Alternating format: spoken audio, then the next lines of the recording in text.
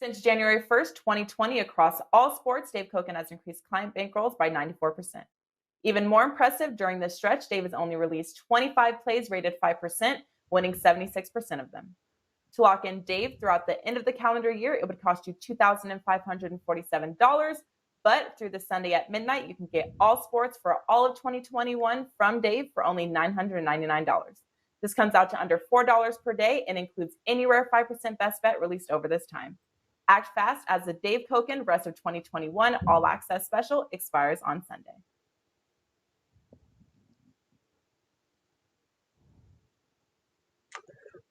Welcome into MLB's First Pitch Friday, April 9th slate. Guys, we're breaking down 4 games on tonight's slate, and we got best bets at the end. So we got Steve Merrill, Dave Koken joining me. I'm Drew Martin, the host. Dave, welcome in, buddy. Happy Friday morning to you. Friday money. That'd be okay. That too. Good morning to you. Things are going pretty well. I did a little updating this morning. NHL currently season to date is now plus 52 units. This is all net. Baseball's already more than 20 ahead. I'm 7-1-2 out of the gate. And going back to January 1st, 2018. So this is 3 years and 3.25 years, basically. If you've played every play I've put up in every sport, you're ahead just under 223 net units. 223 net units. That's real good, okay? So today I've got one play in baseball. I've got an all-access selection in Hollywood, in hockey. That's not for individual sale. And there is a special going on right now, which gets you all my plays in all sports for the rest of 2021. It works out to $4 a day. So check it out on my homepage, and if that's something you want to try, well, now's the time to try it. Otherwise, you can just go along on a day-by-day basis or not. If you're doing well on your own, just keep doing that. But hopefully we'll keep things straight in line. It's been real good. Dave, you have been money. And another guy that's been pretty money, Steve Merrill. Check him out, WagerTalk.com. Happy Friday morning to you, Steve. Yeah, Drew, baseball off to a great start. 5-1 on the best bets and 3-0 on the free plays that I've given out on this show and Wager Talk today over the past week. So it could be 8-1 if you include those. And that includes a push from a couple nights ago. I had the under 7 in that game, and it was 1-0 going into the 7th inning. So it could very well be 6-1. But I'll take a 5-1 start. And as you know, 17-4 starting college hoops, never look back. Selectivity there, selectivity here in baseball. But it's been working. I do not have a best bet in baseball today for my clients, but I'm going to give my top recommendation here free on the show at the very end as a special treat to all the viewers. So baseball's been great. NBA best bet up for Friday night, though, at WagerTalk.com. I like it, Steve. Hey, nothing wrong with quality over quantity. A lot of times that's the way I look to do it as well. Steve and myself are very much alike in this. I don't know how else to say it, and I'm not trying to make it sound like we're the most noble people on the face of the earth, but the truth of the matter is, and Steve, I think you can agree with this, if we were just interested in doing a shitload of sales because of where we both are in the profit column, we'd be putting out 3 or 4 best bets a day and raking in the cash. But, and again, the reason I say that I'm not saying that to be noble is if I do that, my record's going to drop off. And I would guess that Steve feels the same way. You actually do better. We do better keeping the volume low and going for what we think are truly the best risks out there, if you will. Yeah, no question about it, Dave. I mean, the return on investment is going to be higher with selectivity. I mean, volume can get you there. But as you probably agree also, you and I could get away with playing volume because we're professionals. We shop for value. We have 5 or 10 lines to shop from every day. For the average recreational player that takes 5 minutes to get the plays, put them in, set it and forget it, you do want to kind of be selective because these guys have maybe 1 or 2 outs at best. They're not getting the best number on every game. So that's another reason over the years I've gotten more selective for my clients, just because I do think it helps even the recreational players stay steady and win more in the long run. Yeah, and look, let's face it. If you're playing high volume, you're going to have, it's inevitable that you're going to have a couple of days where you go bad in a row, and all of a sudden you're 2-10 in those 2 days. Right. That's a good way to burn up the customer base, and also just burn up your own bankroll at the same time. It's just the way I've always done things, and I like it this way. I'm more comfortable with it. I always try to tell people I'm not a gambler. I'm looking at this as getting on the right odds, getting the value makes it more of an investment than a gamble. If I want to gamble, I'll go down the street to the Orleans and throw my money in a slot machine. That can be fun, but that's gambling, and I don't really like to do that. Yeah, Orleans is fun, off the strip place. Go ahead, Steve. Finish it up. I don't live on the strip. But I've finished it. You guys, as you guys know, you've done a lot of shows with me. I use the term investing all the time. I don't think I've ever said the word gambling since I've been at Wager Talk. Inside, why not double your profits and have both of us at WagerTalk.com? And it's a great way to approach things if you want a little bit more action. And I don't even want to say action because you're really getting more investable, profitable plays over the course of the season.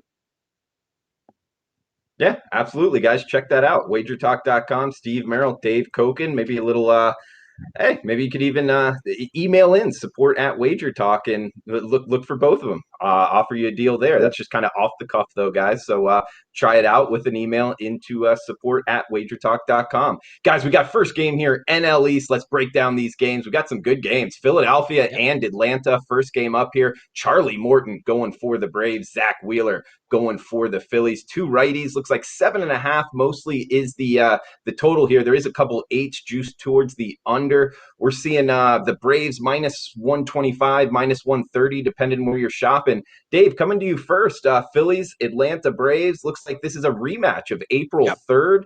That's all. The Phillies win 4-0. You think that happens again today?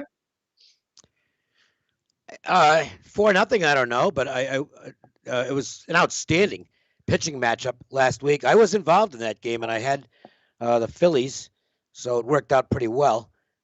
Phillies first 5, that is, and Wheeler was just sensational, and Morton was very good as well, although he faltered a little bit late through his second time through the lineup, and then he was done after that. And that we'll see if that's something that continues. I think it's conceivable that it could with Morton, where he becomes more of a 5-inning guy, and that's about it. He's not a kid.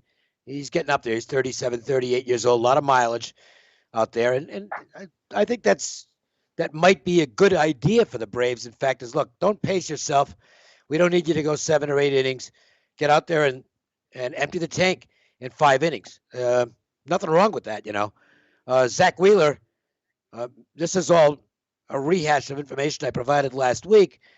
But the opinion certainly didn't change off last week. I think Wheeler is ready to break through and become a number 1 starter. He's right on the cusp right now on my pitcher rankings, but definitely an arrow up on him. And I would not rule out the possibility that with his stuff, he could actually become the ace of the staff. He could actually go ahead of Aaron Nola at some point. I mean, the guy throws 98, 99 and commands it. Good luck hitting that. All right. I mean, when it's one thing to throw hard, but to throw hard and be able to use the different quadrants of the zone, as Wheeler is doing, that's ace material. Bullpens here, I don't know. I mean, good luck figuring them out. It's just so random with the Pens. I think Philadelphia's bullpen has probably outperformed Atlanta's to date. I think the Braves probably have a slightly better lineup than the Phillies, but they have not come out of the gate swinging the bats all that well. Even in the doubleheader sweep against the Nationals the other day, they got a bunch of runs off Eric Fetty early. I'm not sure how important that is because Eric Fetty, quite frankly, isn't very good. And then barely got anything in the next game as Strasburg just completely shut them down. They got nothing off him in 6 innings before they finally won the game. I can't argue if anybody likes the under in this ball game. It certainly looks like a pitcher's duel. Yeah, I agree with you, Dave. And Zach Wheeler, former 2009 first-round pick here, Steve. I would look for him to really deal like he did the first time against the Braves. But interested in your opinion here with the 7 o'clock NL Eastern matchup. Yeah, I mean, first of all, I would agree the under is worth a look here. I actually make the line 8, and that's where it opened. I even saw like a brief 8.5, I believe, early, but it's been opened 8. It's down to 7.5, though, at the majority of the books. It is 7.5 over 15. So keep an eye on this line, everybody out there by this evening. This is a nighttime game at 7 p.m. Eastern. So if we see an 8 again, that very well might have made my best bet card. This was kind of the top game I cut today just because I lost some line value. And as Dave and I talked about, we're both being extra selective. That's why we're both off to strong starts. But I do like the under here. I think you can make a case for the Braves just from a situational standpoint. They got off to that tough start at Philadelphia, as we talked about. They got swept in that 3-game series, but then they won 2 out of 3 at Washington, and now they're back home for their home opener. Meanwhile, it's Philly's first road game of the season after a 5-1 start at home. So I think the setup here is good for Atlanta. Also like that it is a fairly quick revenge situation as we get the exact same pitching matchup we had in that second game of the season a week ago in which Morton lost to Wheeler. So there's a lot of things working here. We've seen these home quick revenge spots work really well in hockey this year. They've worked well in the NBA over the years. We had them in college hoops this year as well. So I think Atlanta makes sense as the small home favorite here, and I would definitely lean towards the under as well. All right, guys. Thanks for that, Steve. This is actually my best bet, guys. I'm looking towards the Phillies here as the underdog. The rematch on 4-3, April 3rd, saw Philadelphia win 4-0, and Zach Wheeler, like Dave touched on, really threw a gem. 7 innings pitched, only gave up 1 hit, 10 Ks, absolutely dominating this lineup.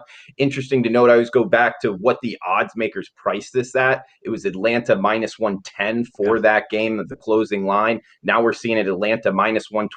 Now, granted, there is a change of venue here that needs to be added in. But overall, with Charlie Morton's first start against the Philadelphia lineup, he only went 5 innings, gave up 6 hits, 3 earned runs. Like Dave talked about, I do give an advantage actually early on. I think with a weak sample size, it's not a large sample size, but there is somewhat of a sample size here and a pen edge to the Phillies, plus the fact the Phillies have overall seen righties better. Therefore, looking towards Philadelphia +115 for my best bet of the 4 games we're talking about. Guys, we got I guess a little bit out west here up next. Steve, coming to you first. We got the San Diego Padres and the Texas Rangers next game up. Musgrove versus Aria. I don't know this pitcher very much. I know he's coming over from Japan. His MLB first start, he gave up 3 runs in 5 innings. Seems to be a pretty decent prospect here going for the Rangers. But we are seeing the Padres -180 price tag with a total of 9 in Arlington. Steve, any opinion here with the Pods and Rangers going at it tonight,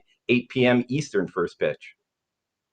Well, an angle, as Dave knows well, that I talked about last year, and I talked about on the show last Tuesday when we were last on together here, is my best bet was on the Dodgers -1.5 run line. Last Friday, I used the Dodgers -1.5 run line. The reason I'm bringing that up is because San Diego is the second overall favorite, not only in this division or in their division, but to win the whole thing this year. And that's because they can be a very explosive offensive team at times. And on the road with run lines, as I mentioned earlier this week, with that Dodger play, I like laying the 1.5 with the run line on the road because you don't have to worry about that walk-off one-run win in the bottom of the 9th. But I also like doing it with teams that can be explosive offensively. San Diego won their opener this year 8-7, but their other wins have all come by 2 runs or more this season, even though they have lost 3 of their last 4 outright as a good-sized favorite. So it looks like that same angle might work with the Padres this year, where you basically play the underdog to win outright, or you lay the 1.5. Instead of laying over $1.70 here, I'd rather lay the -1.5, -120. I think it's a more realistic price, and I think there could be some runs here. Now, San Diego's offense has been cold this season, just like Atlanta's, who we just talked about. But these were 2 of the better offensive teams last year. I look for both Atlanta and San Diego to pick it up at some point, and I think maybe the change in venue here and also having a day off yesterday could be that buy sign for San Diego this weekend. And Dave, what are you thinking here, Pods and Rangers tonight? Well, look, they're not the same team without Tatis. I mean, that's a big injury. He's the catalyst on this team. Tremendous offensive player, hell of a defender as well, and they're really going to miss him.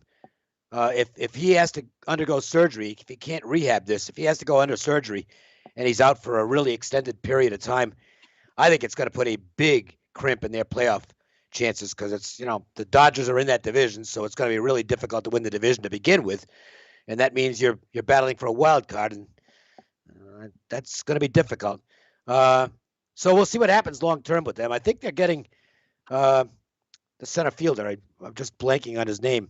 Why am I blanking? I think he's back tonight. I'm sorry, I just freeze on names once in a while. I've always done this. It's not a senility thing, okay? I've always run into issues with names at times. But the center fielder who was a very pleasant surprise, Grisham. He came to me eventually. I think he's back tonight, so check your lineups on that. That's a nice boost to their offense. He's a good ball player and very good defensively as well.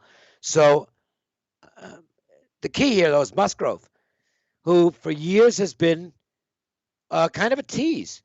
He's a guy, if you watch him pitch, it's like, geez, this guy's got good stuff. He should be winning a lot of ball games. And he's been someone who's been prone to big innings.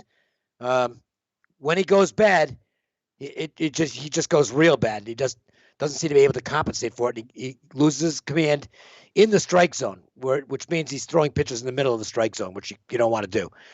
But boy, I mean, he looked great in his first start for the Padres, and you just wonder if they saw something and said, we got to get that guy. And that's why they went out and traded for him, because we fit him with a good pitching coach, and he could really take off. That was a confidence-building first start for Musgrove, and I definitely give him a big edge over Arihara here. I have Arihara as a low 4, maybe a 5. I don't think he's a real big pickup. Might have some deception edges early, but I don't think his stuff is all that great. I agree with Steve. I think this is a spot where you can consider the runs line rather than that big price on the road. I am not one who likes to lay big numbers, but -1.5, -120, that's not too bad. I think I like that play as well. All right, good stuff, Dave. And guys, we got 2 games left with the best bet at the end. Reminder here, we got a coupon for the show. First pitch 200 takes $200 off. MLB full season packages, good at WagerTalk and sportsmemo.com. That code is first pitch 200 at checkout. Steve Merrill, Dave Koken, great choices there, guys. $200 off. Coupon code first pitch 200. Next game up, guys, we got Oakland and Houston. Steve, coming to you first. 8.5 being the total. Looks like the Houston Astros -165, -170 favorites here at home. Sean Manaea, Lance McCullers Jr. going at it. Manaea coming from the left side, McCullers from the right. Again, we got a little bit of a big price here with Houston, but they have dominated over the A's. What are you thinking here in an AL West matchup, Steve? Yeah, I mean, I think we all agree at some point, we're going to start getting value with the Athletics. But the thing is, this is a 162-game season, and I'm not going to try to catch that falling knife right now, just 8 games in. Houston now 6-1 straight up, Oakland 1-7. Hey, maybe we'll get the role reversal. But as you said, Drew, Houston has owned Oakland. It goes back to last season. It all started when they were lower seeded in that playoff series, finished behind them in the divisional race, yet came out and smoked them in the postseason. Carried that right over to a 4-game sweep at Oakland last week. Had to play the Dodgers. Oakland did after that. So, understanding losing 2 out of 3 there. But then they go into Houston yesterday and they lose 6-2. What jumps out to me, guys, though, is the offense. Oakland is not hitting the ball. It's just that simple. I always talk here on the show about, yes, the odds are based heavily on starting pitching. That's all factored into the numbers. But I think a lot of times the odds makers don't fully account for offensive momentum, both goods and bad. There's an ebb and flow to the season, and Oakland just doesn't have it right now. They've had 6 hits or less now in 7 of their 8 games this year. Just put that in perspective. They've had 6 hits or less in 7 of their 8 games. A single-digit runners left on base in those games. Oakland, meanwhile, has had 9 hits or more in 5 of their 7, 8 hits or more in 6 of their 7 games. So it's Houston or pass for me right now until we see otherwise. It's a little pricey here. It's around, about $1.70, I think, last I checked. $1.65 maybe. You could get that run line here, and this is an example once again why it's do the run line with the home teams, as I've said. They're plus 110 on the run line, so you can see it's a bigger adjustment there. But Oakland's got to start hitting the ball before I get interested. Yeah, always tough to lay the run line with the home team, but maybe it is worth the price. Dave, what are you thinking here, A's and Astros tonight? There's really nothing to like on the Oakland side right now. The offense isn't producing. The pitching has been spotty. The bullpen, which was really good last year, is getting worse. I mean, Hendricks is obviously he's gone. He's not there anymore. Rosenthal, he might be out for the year. He's going to have surgery, and he's had a lot of injury issues, so who knows about him. So, they've got a mess at the end of games. There's just nothing to like about them right now. And I don't know how long it continues, but for the time being, the Oakland A's are a bad baseball team. They're playing about as badly as anybody in Major League Baseball right now. The Astros are feeling great about themselves. Everything's going right. The pitching's been good. They're getting offense. They haven't missed Springer yet. I think they will, but they haven't yet, to be sure. McCullers looked really solid in his first start. Manaea is a guy I talked about him last time out, and you'll hear this a lot from me out of Sean Manaea. I think he's I don't like using the term overrated because I don't think he's terrible, but he's really no more than a number 3 starter. That's just all he is.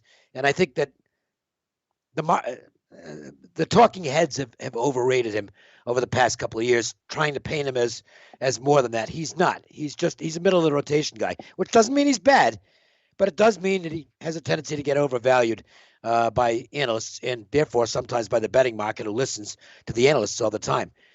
Yeah, I don't like the price here. I don't dislike it either, but I'm just trying to stay away from favorites of that level unless I have a companion piece with it, as I've done in hockey sometimes this year. I think I've played 5 parlays, and I'm 4-1 on those. And I'll probably get into some of these in baseball.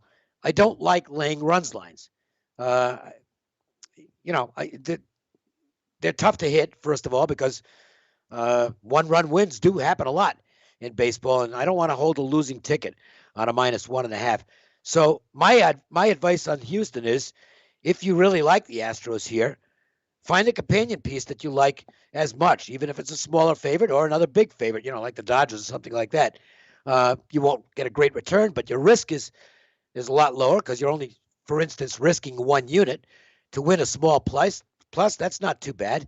To me, it's better value than laying a gigantic price on 2 big favorites where you have to sweep or you lose a pretty good amount of money. So that's the way I'd go here. I think the Astros win, but would only recommend it with one other team in a money line parlay. And I want to make it clear, I'm not suggesting that you make it a 4 or a 5 team parlay. That's stuff's stupid. If you win it once in a while, yeah, it's great, but it's a losing proposition.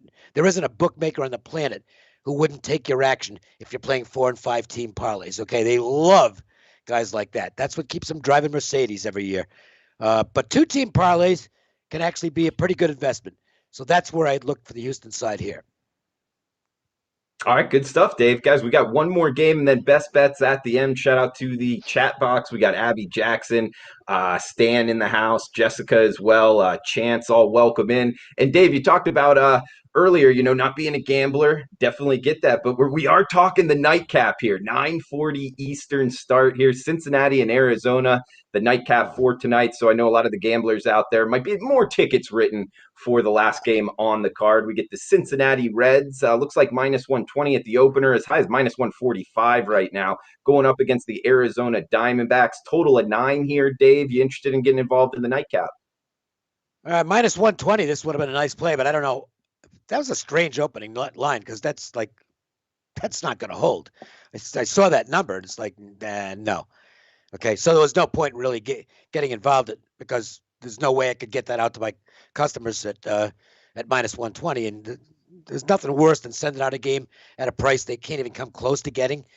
It's now in the right price area. You got 2 teams in different directions here. The Reds are full of confidence right now. They're killing the baseball. There's going to be some regression there. I mean, they're not going to keep hitting like this, especially with men on base. They've been just unbelievable so far. Basically, every time they've got a man on base, they get a hit. But they're a team that's kind of go with right now. And Arizona, it's just getting worse for them by the day. Now they lose Ketel Marte, who is their best player. I guess it's a hamstring. He's gone for at least a week or 2 on the IL. That's a big hit to a lineup that's already compromised up the middle because you've got Nick Ahmed. Look, Ahmed's never going to win a Silver Slugger, but he's a really good shortstop. So strength up the middle, they don't have it right now with their center fielder out of there. Shortstop is out of there. This is looking like a really bad team. And the bad part for me there is I played Colorado under their wins total, and I think the Rockies might not be the worst team in the division, which means I'll lose that bet because I think the Diamondbacks are looking like they might be the worst team in the division. Let's all start. Look, they're their own worst enemies. They gave Bumgarner that horrible contract. I don't know what they were thinking of giving him a 5-year contract for like $85 million or whatever it was. That was stupid. And When front offices start making mistakes like that, it dominoes to the rest of the team. This is a team heading in the wrong direction right now. I think Torey Lovullo is a good manager, but he doesn't have the pieces to work with. I can only consider the Reds here. I won't, because the price has gotten up to the point where the value has just been sucked out of it completely. But I think the Reds will win the game. Okay, good stuff there, Dave. And Steve, I'm just kind of looking for reasons maybe for the underdog here. I guess Arizona against Cincinnati's starting pitcher. They have seen him well, almost 1,000 team OPS, small sample size there. Plus the fact Arizona's pitcher, Widener, I believe is how you pronounce it, the South Carolina graduate, went 6 innings, 3 hits in the win against San Diego Padres. Looked strong. Again, I don't disagree with Dave, but for the people looking for a bet here, on the nightcap, maybe a puncher's chance with Arizona. What are you thinking? Yeah, I'm not going to be involved with this game, but I can definitely give you some reasons to maybe take Arizona. First of all, Dave and I talked about being more selective in our older years, I think. And one thing I've stopped doing, as I said earlier, is try to guess when to catch that falling knife. And Arizona right now is definitely a falling knife. And I just don't need to cut myself, so I stay off these games. But as Dave also said, the value's been sucked out with a favorite in Cincinnati, who just outscored the Pirates 30-8 in a 3-game sweep. And it's funny that he brought up Colorado, because I did that NL preview show with Dave last week. And, we both mentioned the Pirates had the lowest total. Colorado was Pirates 59.5, by the way. Colorado was 62.5. Dave and I both liked the under there. So Arizona didn't do us any favors by losing 2 out of 3 there. But Pittsburgh is even worse. So Cincinnati just beat up on the worst team in the league. Arizona lost 2-3 to the second worst team in the league. So it's not a good sign. A couple of reasons I could give you, other than the contrarian angle, is that Cincinnati is due to cool off. They're not going to average 9.5 runs per game the rest of the season. Arizona will heat up. Both teams were off yesterday. It was a travel day. Actually, Arizona was at home. They came off the Colorado game. Now they're back home. But it was a travel day for Cincinnati. So maybe that disrupts that momentum. But otherwise, it's Cincinnati or pass for me. A huge disparity here in the offensive numbers early in the season. I don't like to try to guess when a team's going to cool off. I'm not going to try to guess when another team's going to start to heat up. It'll happen at some point, but I need to see it happen first before I get involved. And I'll just mention, I mean, in certain, if a team's got a lot of offensive depth, you can lose a star and just replace him. They don't have that luxury with Marte. Ketel Marte has become one of the more underrated players in baseball. This guy's really good, and he's the best player on the team. For a team that's already going badly, to lose its best player, that's not a real good thing. And shout out to the chat box again. A lot of good stats out here. Chance looking towards Arizona in the first 5 said, Widener's first performance really good, and also Stan in the house saying Bumgarner made $19 million this season, most overpaid player in pro sports. Dave, I don't know what they were thinking when they. And look, I'm not Monday morning quarterbacking, because I can vividly recall, and I was still doing daily radio at the time. I can vividly recall the day that signing got announced. It's like, what are they doing? I mean, this guy's his best days are behind him. And we've already seen this established protocol, if you will, of it being a bad idea to sign guys in their 30s to long-term contracts. It just doesn't work. And with a pitcher who clearly was already on the backside, that's a horrible contract, especially for a team that's not. They're not a big market team in terms of spending. Okay, they could be a big market team because Phoenix is a big market, but the Diamondbacks don't take that approach. That was a horrible signing, and it's impacting the whole team. Yeah, no disagreement here. Not a good signing at all. But guys, we got best bets here to wrap it up. Steve Merrill, WagerTalk.com. Been seeing it well, low volume, high quality here to start the MLB season. So check them out. Remember the coupon code FirstPitch200. Steve, throw it over to you. What do you like best bets for the show? Yeah, and I believe that coupon code, if I'm not mistaken, Drew, expires after this weekend maybe. So it's basically the clock is ticking on that $200 discount for the rest of the season. And I highly recommend you take advantage of both Dave and myself. Why not double your profits this baseball season and get both of us with the $200 discount? You're getting a tremendous discount. It's almost like getting one of us for half price. 5-1 start to baseball, 3-0 in the free plays on this show and Wager Talk today. So we'll look to keep it going. The last game I cut tonight, didn't use it as a best bet because, as I mentioned earlier, the line did drop a bit. And I'm very sensitive to that, but I still like the under in the Braves-Phillies game. We covered it earlier, but once again, Atlanta ice cold offensively. On the season, guys, they're batting 170 as a team after 6 games, averaging just 2.5 runs, batting 170. You look at their last 3 games, they put up 14 runs against the Nationals. You think, well, maybe they're heating up. The Phillies, in their 3 games against the Mets, put up 17 runs. Not so fast, though. I like to look at hits. I like to look at left on base. The Phillies have had single-digit hits in 5 of their 6 games this year. The Braves have had 7 hits or less in 5 of their 6 games this year. Left on base, low single digits the last few games. So basically, that's the max. These 4 or 5 runs they've gotten the last couple games was the max output. I'd like to look for rather is when a team puts out an average amount of runs and leaves a lot of guys on base, because then there's a lot more offensive potential there in the lineup. So I think these teams are priced to the premium. Had it stayed 8 or higher, this very well might have made my premium best bets tonight, because I made the line 8. Currently it's 7.5 over 15. So I like Phillies Braves under 7.5 minus 105. It is a nighttime game. Maybe hold tight and see if you can find an 8 closer to our first pitch this evening. Phillies Braves under the total either way. Yeah, 7 o'clock prime time game there. That is the MLB Network game of the night. Dave, coming to you. And again, guys, coupon code FIRSTPITCH200, taking $200 off Steve Merrill or Dave Koken, any handicappers, but these 2 great choices there. Again, Dave Koken, hot out the gate again. He's been profitable in multiple years here in MLB, and that's an understatement, guys. So check Dave Koken out, Steve Merrill out, WagerTalk.com. But Dave, what are you liking for best bets for the show? Just a quick little item here. It looks like Toronto is going now to David Phelps, apparently to open tonight's game. So I have no idea what their rotation within the game is going to be like. So factor that in if you're looking at the Angels and Blue Jays. They have that's basically what amounts to a pitching change for Toronto. David Phelps, the veteran bullpen guy, will start the game for Toronto. I already did the promo stuff, so I'm not going to go through that again. Padres minus the 1.5, or we'll call that the best bet. But if you want to do a little big chalk parlay, I think you can make an argument of Padres Dodgers. Won't be much of a return, but you're lowering your risk. You get to play 2 teams that should win.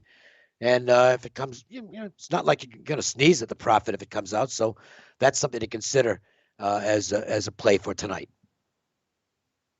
Okay, thanks for that, Dave. And guys, we got the recap here of the best bets. And just so you know, Philadelphia, Atlanta is my best bet here. I like the Philadelphia Phillies plus 115, the underdog here. April 3rd rematch. Atlanta was priced at minus 110 in that one. Now they're priced at minus 125. Granted, with the venue change, still it was 4-0 Philadelphia as the underdog in that one. I don't think much changes. Zach Wheeler dominated this Braves lineup in his first start. 7 innings, only 1 hit and 10 Ks, whereas Charlie Morton, decent pitcher overall, pretty good. He only went 5 innings, 6 hits, 3 earned runs. I think we get the better lineup against righties and the better bullpen in the short sample size for this season. I think the wrong team's favored here, guys. I'm on the Philadelphia Phillies plus 115 for my best bet. For Dave Koken, Steve Merrill, I am Drew Martin. Huge shout out to the chat box, guys. You were live all show. Thanks for that. And good questions, good best bets in there. And please smash the like button on your way out. So it's Friday's show. This wraps it up for the week. Dave Koken, Steve Merrill, Drew Martin saying thanks for watching. Have a fun, safe weekend, and best of luck with your bets, guys.